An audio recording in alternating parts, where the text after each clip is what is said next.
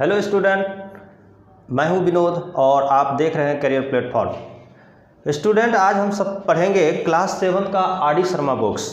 और काफ़ी स्टूडेंट का कमेंट आया है और कई स्टूडेंट हमसे मैसेज करके भेजे हैं कि सर आर.डी. शर्मा मैथ्स का वीडियो बनाइए, क्योंकि काफ़ी इंपॉर्टेंट है ये बुक्स, हम बनाना चाह रहे हैं प्रैक्टिस के पॉइंट ऑफ व्यू से। तो मैं इसीलिए आर.डी. शर्मा स्टार्ट किया हूँ। और आर.डी. शर्मा के जो बुक्स है ये चैप्टर नंबर आपका 1 से स्टार्ट करेंगे और हम लास्ट तक कंप्लीट करेंगे आपके साथ। तो सबसे पहले चलते हैं हम लोग आर.डी. शर्मा क्लास 7 का जो बेस्ट बुक है जो आपके प्रैक्टिस के लिए मैथमेटिक्स का। तो ये मैथ में जो है सो क्लास 7 का अगर देखेंगे तो क्लास 7 में सबसे इम्पॉर्टेंट ये है इसका सिलेबस को समझना। तो देखिए आपके क्लास 7 का जो सिलेबस है, सबसे पहला है कि इंटीजर है, ठीक है। तो पहला चैप्टर है आपका सिलेबस इंटीजर। इंटीजर में जो है आपका फर्स्ट चैप्टर हो गया, उसके बाद आपका फ्रैक्शन है, उसके बाद डेसिमल है, ठीक है, रैशनल नंबर है, उसके बाद ऑपरेशन ऑफ रैशनल नंबर्स।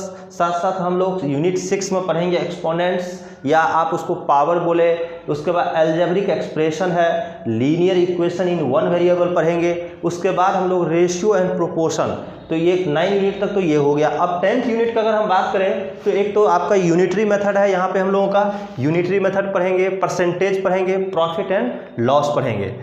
साथ साथ simple interest, lines and angles, ठीक है, प्रॉपर्टी ऑफ ट्राइंगल्स, कॉन्ग्रुएंसी का आप चेक करना होता है यहाँ पे, ठीक है। उसके बाद जो है हम लोग पढ़ेंगे कंस्ट्रक्शन, कैसे हम लोग कोई चीज़ ट्रायंगल कैसे बनाते हैं, ये सारे चीज़ हम आपको बताएंगे। लाइंस कैसे बनाते हैं, कोई दो लाइन को जो है इंटरसेक्ट करता है कि एंगल बनता है और उस एंगल को कैसे बाइसेक्ट करेंगे, ये सारी चीज़ हम बताएंगे। साथ साथ जो है ना सिमेट्री पढ़ेंगे, कौन किसका सिमेट्री है। उसके बाद विजुअलाइजिंग सॉलिड शेप्स पढ़ेंगे। अब देखिए विजुअलाइजिंग सॉलिड शेप्स के बाद आपका आता है मेंसुरेशन। मेंसुरेशन में भी 2 पार्ट है, एक तो मेंसुरेशन 1 और मेंसुरेशन 2। उसके बाद लास्ट वाला जो जाता है आपका डेटा हैंडलिंग। अब देखिए डेटा हैंडलिंग आपको यहाँ हो सकता है नहीं दिखाई दे रहा, मैं ऊपर लिख रहा हूँ यहाँ पे, ठीक है।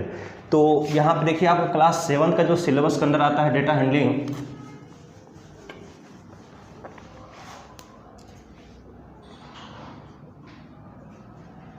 Data handling,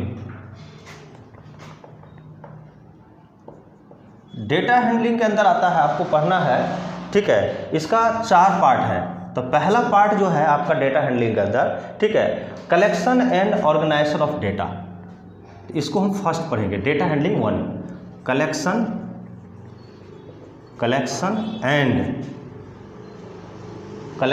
and organisation of data, data handling. तो पहले तो ये पढ़ेंगे हम लोग डेटा हैंडलिंग के अंदर। उसके बाद हम पढ़ेंगे डेटा हैंडलिंग में हम जो है उसके क्या है कि सेंट्रल वैल्यू निकालना हम पढ़ेंगे। सेंट्रल वैल्यू कैसे निकाला जाता है पार्ट 2 में, सेंट्रल वैल्यू। और तीसरा पार्ट जो आपका आता है, हम लोग ड्रॉ करना सीखेंगे कि बार ग्राफ कैसे ड्रॉ करते हैं, इस चीज़ को हम जानेंगे यहाँ पे। तो ड्रॉ बार ग्राफ। और फोर्थ में जो हम लोग पढ़ेंगे यहाँ पे प्रोबेबिलिटी पढ़ेंगे। तो प्रोबेबिलिटी ये पढ़ेंगे, ये आपका आएगा किसके तहत, डेटा हैंडलिंग है। यानी ये पार्ट 2, ये पार्ट 3 और ये पार्ट 4, यानी आपको 4 पार्ट में आपको सिलेबस में है डेटा हैंडलिंग के अंदर। सबसे पहले क्या पढ़ेंगे, collection and organisation of data. आपके रॉ डेटा रहेगा, उसको कैसे कलेक्शन करेंगे और उसको जो है ऑर्गेनाइज तरीके से हमको अरेंज करने के लिए। उसके बाद उसके सेंट्रल वैल्यू निकालने के सीखेंगे। उसके बाद कोई हम बार ग्राफ कैसे ड्रॉ करेंगे वो बताएंगे, फिर प्रोबेबिलिटी बताएंगे। तो इसमें क्या होगा, डेटा हैंडलिंग। और डेटा हैंडलिंग काफ़ी इंपॉर्टेंट होता है आपकी एग्जाम के पॉइंट ऑफ व्यू से। अगर देखा जो तो अगर बाद में जाकर के जब आप 12th वगैरह कर लेते हैं, उसके बाद अगर गवर्नमेंट एग्जाम्स वगैरह देंगे तो उसमें सभी एग्जाम्स में आजकल ये डेटा हैंडलिंग को इंक्लूड किया गया है।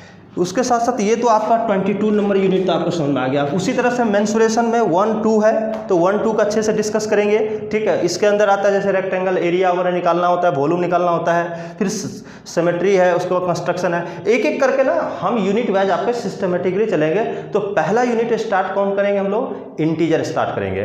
तो देखते हैं हम लोग पहला चैप्टर इंटीजर स्टार्ट करते हैं, ठीक है। तो वहाँ तो स्टूडेंट आज हम लोग डिस्कस करेंगे आर.डी. शर्मा का जो चैप्टर नंबर 1 है उस टॉपिक को हम पढ़ेंगे। फर्स्ट चैप्टर है, चैप्टर नंबर 1 आपका है, ठीक है, इंटीजर। और इंटीजर आज पढ़ेंगे।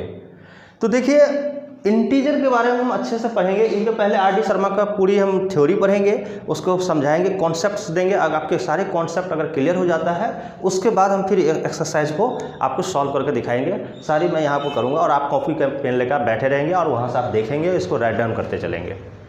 तो देखिए सबसे पहला चैप्टर है हमारा इंटीजर। तो अगर आपने क्लास 6 में क्या पढ़ा है, वहाँ भी पढ़ा होगा आपने, ठीक है, इंटीजर के बारे में। क्लास 6 में जो हम इंटीजर पढ़े थे, तो इंटीजर होता क्या है आपको पता है। क्लास 6 में पढ़ा था आपने, जैसे -4, -3, -2, -1, 0, 1, 2, 3, 4, इस तरह से ये जो है अगर हम देखें इधर की तरफ और इधर आपका माइनस हो जाएगा। ये क्लास 6 में आप पढ़ चुके हैं। तो ये क्या है, ये एक तरह का इंटीजर है, इंटीजर नंबर, इंटीजर है। इंटीजर के बारे में आपने क्लास 6 में पढ़े हैं।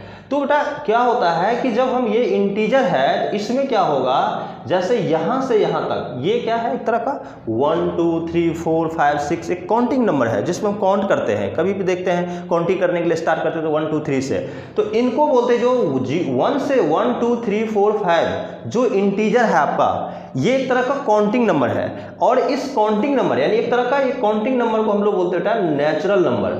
क्या बोलेंगे, नेचुरल नंबर, ये काउंटिंग वाले नंबर को। तो ये नेचुरल नंबर, और ये नेचुरल नंबर कैसा है, ठीक है, एक तरह का आप बोले पॉजिटिव है, ठीक है। तो अगर हम बात करें तो हम पॉजिटिव इंटीजर में कौन कौन हो गया, अगर हम बात करें पॉजिटिव नंबर, ठीक है, आपका 1 2 3 4 इस तरह सा होगा। इसको हम क्या बोलेंगे, एक तरह का नेचुरल नंबर, ठीक है, नेचुरल नंबर। तो जो नेचुरल नंबर है वो हमारा पॉजिटिव इंटीजर है। उसके बाद जो है आपका, फिर अगर हम बात करें जैसे -4, -3, -2, -1, ये सब क्या है, ये आपका, ठीक है, ये निगेटिव जो है नंबर है आपका, निगेटिव नंबर है। और यानी आप बोल सकते हैं ये निगेटिव इंटीजर है, ठीक है। पॉजिटिव नंबर है तो इसको बोलते हैं निगेटिव नंबर, निगेटिव इंटीजर, और इसको बोलते हैं हम लोग पॉजिटिव इंटीजर।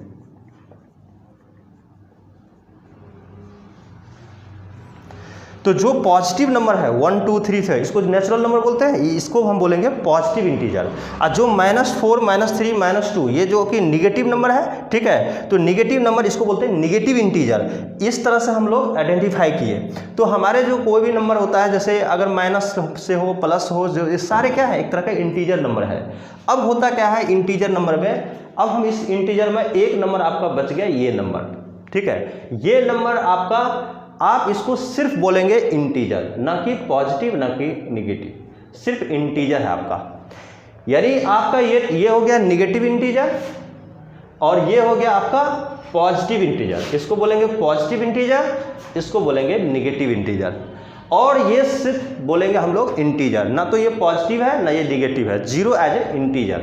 तो इस तरह से हम इसको इंट्रोडक्शन दिए। तो क्लास 6 में आपने यही पढ़ा था कि होल नंबर क्या होता है, इंटीजर नंबर क्या होता है, ठीक है। तो ये सारे मैंने इंट्रोडक्शन दिया हुआ है। अब हम आगे इसको बढ़ते हैं आगे लेकर के, ठीक है। तो हमने इंट्रोडक्शन में क्या पढ़ा, एक बार रिमाइंड करता हूँ कि इंटीजर वो नंबर को बोलते हैं जो निगेटिव हो, चाहे पॉजिटिव नेचुरल नंबर हो, निगेटिव नेचुरल नंबर हो, साथ साथ जीरो हो, इस सारे नंबर को हम लोग बोलते हैं इंटीजर नंबर, ठीक है। जो काउंटिंग का नंबर हो, चाहे प्लस पॉजिटिव हो चाहे निगेटिव हो, ठीक है। जो निगेटिव इंटीजर होगा वो जीरो से छोटा होगा, जो पॉजिटिव इंटीजर होगा वो जीरो से बड़ा होगा, और जीरो को हम सिर्फ इंटीजर बोलेंगे, ठीक है। अब हम बात करते हैं इंट्रोडक्शन तो हमने कर लिया। अब हम बात करते हैं कि इंटीजर का ऑपरेशन कैसे, किस टाइप का ऑपरेशन हम यहाँ पढ़ेंगे। तो देखिए देखो बेटा, क्लास 6 में हम पढ़े थे कोई भी दो इंटीजर को कैसे हम ऐड करते हैं, और कोई भी दो इंटीजर को हम कैसे सब्ट्रैक्ट करते हैं, यानी इंटीजर का एडिशन और उसका सब्ट्रैक्शन पढ़े थे।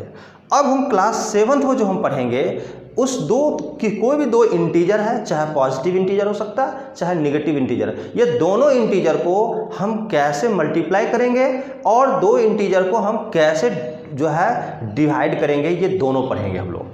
तो कई जो इंटीजर नंबर होते हैं, चाहे पॉजिटिव हो चाहे नेगेटिव हो, तो इंटीजर नंबर का मल्टीप्लिकेशन और इंटीजर नंबर का डिवीजन ये क्लास 7th में है, और इंटीजर का जो है एडिशन और सब्ट्रैक्शन क्लास 6 में, जो ऑलरेडी आप पढ़ चुके हैं। तो बेटा आज हम यही पढ़ेंगे कि इंटीजर का मल्टीप्लिकेशन, पहला तो मल्टीप्लिकेशन, और दूसरा आपको जो है पढ़ना है उस इंटीजर का डिवीजन। यही दो टॉपिक क्लास 7th में आपको पढ़ना है। तो हम सबसे पहले स्टार्ट करेंगे मल्टीप्लिकेशन, जब मल्टीप्लिकेशन कंप्लीट होगा तब जाकर हम पढ़ेंगे डिवीजन, ठीक है। और एडिशन और सब्ट्रैक्शन आप 6 में आर डी शर्मा के बुक्स में पढ़ चुके हैं, ठीक है। अगर नहीं भी पढ़े हैं तो एक बार वहाँ पे आप 6th क्लास के आर डी शर्मा बुक्स पढ़ लीजिए, क्योंकि ये आपके चैनल पे वीडियो इसका उपलब्ध है, ठीक है स्टूडेंट। तो आगे हम बढ़ते हैं। तो देखिए मल्टीप्लिकेशन ऑफ इंटीजर क्या होता है, कैसे हम कोई भी दो इंटीजर को हम मल्टीप्लाई करते हैं। तो सबसे पहला इसके लिए कुछ रूल्स है हमारे पास, वो रूल्स को हम देखेंगे और तब जाकर के हम मल्टीप्लाई करना सीखेंगे।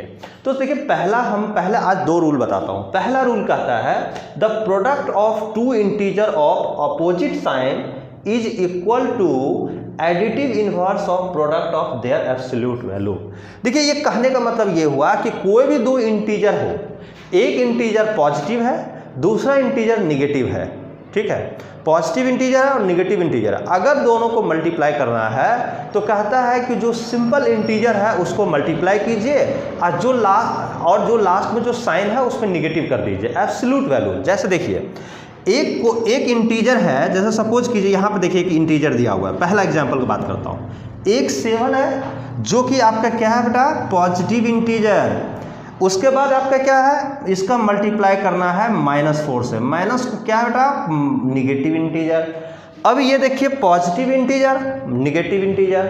अब कहता है ये रूल फर्स्ट कहता है कि अगर इसको मल्टीप्लाई करना है तो दोनों नंबर को पहले मल्टीप्लाई कर लीजिए, इनकी एब्सोल्यूट वैल्यू निकालिए, ठीक है। तो एब्सोल्यूट वैल्यू कैसे निकालेंगे, तो ये देखिए माइनस है ना, ये माइनस आप बाहर रखिए, और जो नंबर है ये दोनों को 7 × 4 तो कितना हो जाएगा 28। तो इसको हम बोलते हैं एब्सोल्यूट वैल्यू, यानी ये दोनों नंबर को मल्टीप्लाई करना मतलब एब्सोल्यूट वैल्यू, ठीक है। तो एब्सोल्यूट वैल्यू, ठीक है, इसको निकालेंगे और ये निगेटिव लगा देंगे तो -28।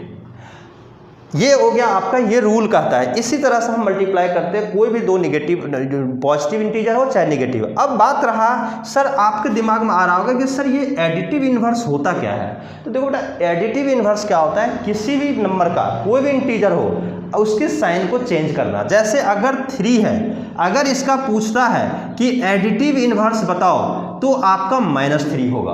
अगर कोई पूछता है -3 का एडिटिव इन्वर्स बताओ तो ये क्या होगा, +3 होगा। सिर्फ साइन को क्या करना, अपोजिट कर देना है, ठीक है। तो इस तरह से तो वही कहता है the product of two integers of opposite signs, दो इंटीजर है अपोजिट साइंस है, is equal to the additive inverse of absolute value. जिसके दो इंटीजर है, दोनों को प्रोडक्ट किया और उस जो एब्सोल्यूट वैल्यू आया उसमें साइन लगा दिया निगेटिव। तो ये हो गया। एक एग्जांपल और करता हूं मैं, यहाँ पे देखो दूसरा एग्जांपल। एक एग्जांपल नंबर 2 है आपका बेटा कि देखिए एक इंटीजर है -8 जो कि निगेटिव इंटीजर, दूसरा इंटीजर है 5 जो कि पॉजिटिव इंटीजर। अगर ये दोनों इंटीजर को अगर मल्टीप्लाई करेंगे तो सबसे पहले क्या करना है, ये दोनों इंटीजर को एब्सोल्यूट वैल्यू निकालिए। तो दोनों को हमने क्या किया, 8 × 5 कर दिया। अब इसके बाद हमने एब्सोल्यूट वैल्यू निकाल लिया और इसके बाद जो है उसको साइन को क्या करना है, निगेटिव कर देना है। तो अब आपका क्या होगा, इसको ब्रैकेट में जरूर लिखिएगा, एब्सोल्यूट निकालने के लिए हम ब्रैकेट में करते हैं। तो 8 × 5 = 40, तो 40 हो गया और ये निगेटिव है, यहाँ पर निगेटिव लगा दिया। तो इस तरह से जो है हम, पहला रूल यही होता है कि अगर कोई भी दो इंटीजर हैं, चाहे पॉजिटिव हो, दो पॉजिटिव इंटीजर में से हो, एक हो सकता है पॉजिटिव हो, निगेटिव हो, कुछ भी हो सकता है। तो हमने पहला रूल पढ़ा कि अगर एक निगेटिव है और एक पॉजिटिव इंटीजर है तो उसका मल्टीप्लाई करने का तरीका देखा। अब हम आपको रूल 2 बताते हैं।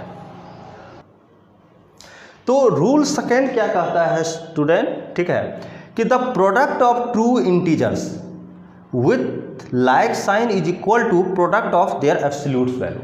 देखिए रूल 1 में हमने क्या पढ़ा था, पहले समझिए अच्छे से कि एक इंटीजर पॉजिटिव है और दूसरा इंटीजर निगेटिव है, तो दोनों इंटीजर को क्या कीजिए, साइन को भूल जाइए, पॉजिटिव निगेटिव है, दोनों इंटीजर को मल्टीप्लाई कीजिए और उस पर आगे से जो है साइन लगा दीजिए नेगेटिव, ठीक है।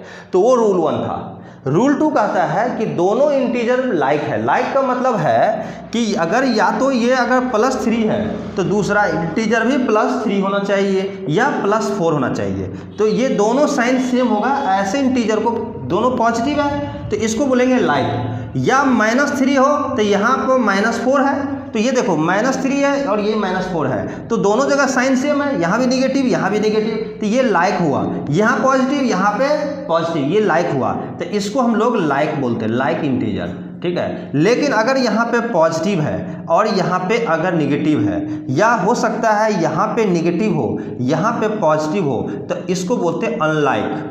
क्या बोलते हैं बेटा? Unlike integer. तो ये लाइक इंटीजर, अब आपका यहाँ पर कह रहा है यही कि the product of 2 integer with like sign. Like sign का मतलब या तो दोनों जगह पॉजिटिव होगा या दोनों जगह निगेटिव होगा। With like sign is equal to product of their absolute value.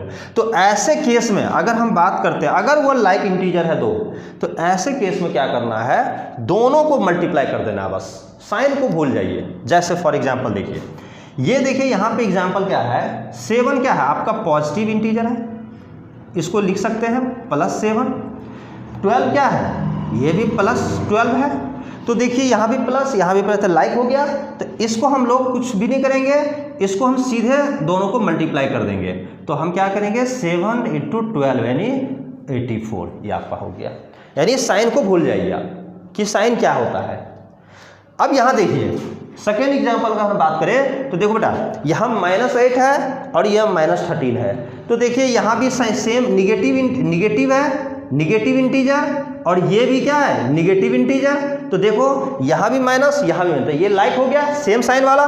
तो इस साइन को भूल जाइए। अब क्या करेंगे हम, 8 को 13 को मल्टीप्लाई करके एब्सोल्यूट वैल्यू जो होगा उसी को मल्टीप्लाई कर, वही आपका आंसर तैयार हो जाएगा। तो आपका 104 ये क्या हो गया, आपका आंसर हो गया। तो इस तरह से हम लोग, आपने देख लिया कि दो अगर इंटीजर एक लाइक होता है तो कैसे मल्टीप्लाई करते हैं, और दो इंटीजर अगर अनलाइक होता है तो उसका मल्टीप्लिकेशन का तरीका क्या है। अब हम बात करते हैं इस इंटीजर का, हमने रूल बताया कि मल्टीप्लिकेशन करने का क्या रूल है। अब क्या होता है बेटा कि जो इंटीजर का जो मल्टीप्लिकेशन होता है उनकी कुछ प्रॉपर्टी है, जो प्रॉपर्टी आपको पढ़ना बहुत जरूरी है। इस प्रॉपर्टी पे बेस्ड हम कई सारे क्वेश्चंस भी करेंगे, ठीक है। तो ये अब हम आपको बताते हैं प्रॉपर्टी के बारे में। तो स्टूडेंट हम क्या करते हैं, यहाँ पे पढ़ेंगे आज हम सारी जो है प्रॉपर्टी ऑफ मल्टीप्लिकेशन। आपने क्लास 6 में पढ़ा है होल नंबर के बारे में। होल नंबर क्या होता था, होल नंबर एक ऐसा नंबर होता है, पॉजिटिव नंबर चाहे प्लस निगेटिव नंबर, और साथ साथ जो है आपके जीरो यानी नेचुरल नंबर में अगर आपने जीरो को इंक्लूड कर दिया तो वो कौन सा नंबर हो गया, एक तरह का होल नंबर हो गया। पॉजिटिव नंबर जैसे 1 2 3 से आगे बढ़ते हैं यानी काउंटिंग का नंबर हो गया पॉजिटिव नेचुरल नंबर। निगेटिव में क्या हुआ, -1 -2 -3 ये सारे नंबर हो गए, साथ साथ उसमें जीरो भी हो गया। तो ये कंप्लीट नंबर को हम लोग होल नंबर बोलते हैं। आप समझ लीजिए, मैं लिख भी रहा हूँ यहाँ पे, देखिए -4 -3 -2 -1 इसके बाद 0 1 2 3 4। तो देखिए ये कंप्लीट एक तरह का नंबर है, यानी जीरो से आगे पॉजिटिव नंबर है, पॉजिटिव इंटीजर, इधर निगेटिव इंटीजर और साथ साथ जीरो। तो ये सारे को हम बोलते हैं होल नंबर। तो क्लास 6 में हमने होल नंबर पढ़ा था, और होल नंबर के अंदर जितना भी मल्टीप्लिकेशन का था रूल था वो सारे हमने कंप्लीट किया था। आज हम लोग पढ़ेंगे इसमें कि जितने भी होल नंबर्स हैं, जो भी मल्टीप्लिकेशन है इंटीजर का, वो एक होल्ड करता है होल नंबर को, और होल नंबर जो भी होल्ड करेगा उस होल नंबर के बारे में हम डिफरेंट टाइप के प्रॉपर्टी पढ़ेंगे, क्योंकि सारे होल नंबर एक तरह का इंटीजर बन जाता है, ठीक है।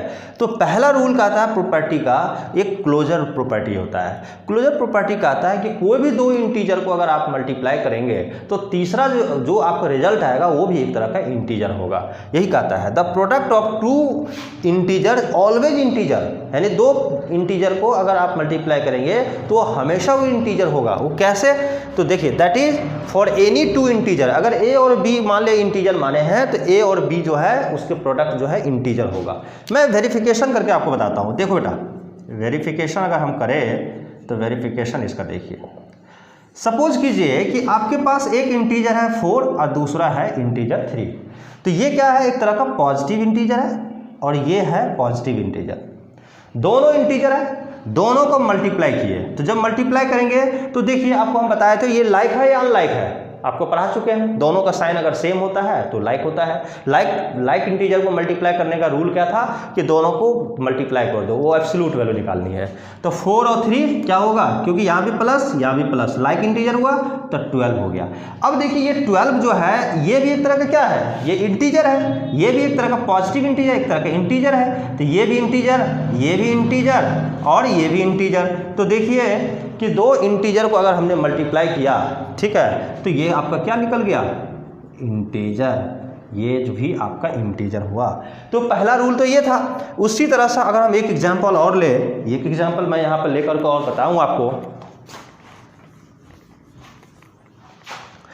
सेकेंड एग्जांपल मैं देख के बताता हूँ। सपोज कीजिए -4 है, एक निगेटिव इंटीजर है, दूसरा जो है +3 है जो पॉजिटिव इंटीजर है। तो अब देखिए यहाँ पे ये लाइक हुआ या अनलाइक हुआ, कौन सा इंटीजर है, तो हम बात करेंगे यहाँ पे कि ये दोनों जो है अनलाइक हुआ। क्यों, ये देखिए यहाँ पर निगेटिव है, यहाँ पॉजिटिव है, तो ये अनलाइक इंटीजर है। जब अनलाइक इंटीजर होता है तो हम कैसे करते हैं, तो हम क्या करते हैं, दोनों इंटीजर का एब्सोल्यूट वैल्यू निकालते हैं। तो क्या करेंगे, 4 × 3, ठीक है, एब्सोल्यूट वैल्यू निकाल लेंगे और उसके आगे जो है निगेटिव साइन लगाएंगे। तो निगेटिव लगा दिया तो कितना हो गया, -12। और देखिए ये भी इंटीजर, ये भी आपका इंटीजर, ये भी इंटीजर, और दोनों को मल्टीप्लाई किए तो -12, जो कि वो भी इंटीजर आया। तो कौन सा इंटीजर, निगेटिव इंटीजर। तो ये भी आपका इंटीजर नंबर हुआ। अगर हम बात करें एक और एग्जाम्पल के लिए, जैसे सपोज कीजिए -4 है अब -3 है। यहाँ देखिए ये कौन सा इंटीजर है, -4 निगेटिव इंटीजर, -3 निगेटिव इंटीजर, दोनों निगेटिव है, यानी दोनों एक तरह का लाइक हो गया। क्या हो गया बेटा, लाइक हो गया। जब दोनों लाइक होता है तो हम क्या करते हैं, लाइक वाले में कुछ भी नहीं करना, साइन को भूल जाइए, आप दोनों का एब्सोल्यूट वैल्यू निकालिए। तो 4 3 जा कितना होगा, 4 × 3 यानी 12। अब देखिए ये निगेटिव इंटीजर, ये भी निगेटिव इंटीजर, दोनों को मल्टीप्लाई किए तो क्या हुआ, 12 आया जो कि पॉजिटिव इंटीजर। तो ये भी एक तरह का इंटीजर हुआ, तो इसको भी लिखूंगा मैं इंटीजर। तो रूल यही कहता है कि कोई भी दो इंटीजर को अगर आप मल्टीप्लाई करते हैं तो जो रिजल्ट आता है वो भी आपका इंटीजर होगा। पहला प्रॉपर्टी यही होता है जो क्लोजर प्रॉपर्टी होता है। अब हम बात करेंगे property number 2। Let's start property number 2। तो स्टूडेंट हम बात करते हैं प्रॉपर्टी 2 क्या है। एक प्रॉपर्टी 2 है कम्यूटेटिव प्रॉपर्टी। कम्यूटेटिव मतलब कम्यूटेटिविटी प्रॉपर्टी। ये प्रॉपर्टी क्या होता है कि अगर कोई भी दो इंटीजर नंबर है, अगर उसको मल्टीप्लाई करते हैं तो जो रिजल्ट आएगा वो भी इंटीजर आएगा। लेकिन यहाँ पर देखिए, समझिए पहले concept. For any two integer A and B, अगर कोई भी दो इंटीजर है ए और बी, अगर ए को बी से मल्टीप्लाई कर रहे हैं आप, जो रिजल्ट आएगा सेम रिजल्ट बी को ए से मल्टीप्लाई करने पे आएगा। तो ऐसे रिजल्ट को बोलते हैं commutative law, commutative property law. ठीक है, ऐसे रिजल्ट जो आएंगे आपको, ऐसे रूल को हम बोलते हैं। That is multiplication of integer is commutative. जैसे सपोज कीजिए कि मान लिया एक एग्जाम्पल लिया, 7 को और -6 को हमने बेटा मल्टीप्लाई किया, तो 7 और -6 को मल्टीप्लाई किया, सेम -6 और 7 को मल्टीप्लाई करेंगे तो आपका रिजल्ट आएगा। कम्यूटेटिव आप ऐसे समझो ना, 2 × 3 है तो इसको हम लोग 3 × 2 लिखेंगे। ये कम्यूटेटिव लॉ है। पहले 2 लिखा, बाद में 3 लिखा, फिर कुछ देर के बाद इसी को हम ऐसे भी लिख सकते हैं, 3 पहले लिखा 2, तो रिजल्ट तो यहाँ भी देखिए, यहाँ भी 6 आएगा, यहाँ भी 6 आएगा। रिजल्ट में कहाँ डिफरेंस आया बेटा। अगर हमने लिख दिया 11 × 10, तो इसको हम कम्यूटेटिव के रूप में कैसे लिखेंगे, 10 पहले लिखो, 11 बाद में लिखो। तो देख रहे हैं ना, पहले ए है, यहाँ बी है, तो वही रिजल्ट में क्या हो रहा है, यहाँ पे क्या किया, बी पहले ले लिए, ए बाद में ले लिए, दोनों को मल्टीप्लाई कर रिजल्ट सेम आएगा। 2 × 3 तो 6 हुआ, फिर 3 × 2 भी लिख सकते हैं तो 6 हुआ, दोनों सेम रिजल्ट है। तो ऐसे कम्यूटेटिव लॉ है। जैसे 11 × 10 तो 10 × 11, बात बराबर है, एक ही चीज़ है। तो उसी तरह से मैं अगर निगेटिव की बात करें, अगर यार लाइक है या अनलाइक है, तो देखिए ये लाइक नहीं है, ये अनलाइक है। तो अनलाइक में हम लोग पहले हम वेरीफाई करके आपको बताते हैं कैसे रिजल्ट आता है। तो इधर वाले को हम LHS बोलते हैं, लेफ्ट हैंड साइड वाले। तो क्या करेंगे LHS 7 × -6 यही है। तो हम क्या करेंगे, देखिए अनलाइक है तो हमने बताया था कि निगेटिव साइन दीजिए और एब्सोल्यूट वैल्यू को मल्टीप्लाई कर लीजिए। 7 × 6 तो क्या हो गया -42। उसी तरह से हम RHS करते हैं, राइट हैंड साइड वाला, इधर वाला, ये लेफ्ट हैंड वाला था। तो अभी तो हम वेरिफिकेशन कर रहे हैं, वेरीफाई कर रहे हैं, देखते हैं कि सही है कि नहीं। RHS देख रहे हैं, RHS में क्या है -6 है बेटा, और -6 × 7 है, यहाँ पे ये था। तो हम पहले क्या करें, देखिए ये अनलाइक है, तो अनलाइक है तो पहले तो हम क्या बताए थे कि निगेटिव जो भी नंबर होगा ना, उस दोनों को नंबर को मल्टीप्लाई करेंगे, 6 × 7 एब्सोल्यूट निकालेंगे और निगेटिव साइन देंगे, तो कितना हो गया -42। तो यहाँ पे क्या हो रहा है, हेंस क्या हो रहा है, RHS आपका इक्वल हो गया। इसका मतलब ये हुआ कि -6 = 7 × -6। ये रूल क्या है आपका, सही है, एसोसिएटिव का प्रॉपर्टी को फॉलो करता है। तो आज हम लोग प्रॉपर्टी सेकंड तक पढ़े हैं। अब जो सेकंड वीडियो आएगा आपका, इस सेकंड ये इस तरह से देखिए हम सीरियल वाइज बना रहे हैं वीडियो, जैसे 1 नंबर वीडियो था, फिर 2 नंबर, इसी तरह से पूरी RD शर्मा का सिस्टमेटिकली मैं वीडियो दूंगा। तो नेक्स्ट टाइप का जो वीडियो अगर आपका आएगा तो सेकंड नंबर वीडियो आएगा, और उसको वहाँ से आप देखेंगे, यहाँ से यानी प्रॉपर्टी नंबर 3 से स्टार्ट करेंगे और कंटिन्यू करेंगे। तो आप हमारे अगर पेज को, फेसबुक पेज जो कैरियर प्लेटफॉर्म का है, डिस्क्रिप्शन बॉक्स में लिंक दिया हुआ है, वहाँ जाकर उसको फॉलो कीजिए, फेसबुक पेज से जुड़िए। मैं नई नई पिक्स भेजते रहता हूँ, आपकी PDF नोट्स, बहुत सारा चीज़ें आपसे शेयर करूँगा मैं, ठीक है। तो वहाँ जाकर आप जुड़िए और चैनल को सब्सक्राइब कीजिए, लोगों तक बताइए, ठीक है, और बने रहिए हमारे साथ लास्ट तक। धन्यवाद, थैंक यू।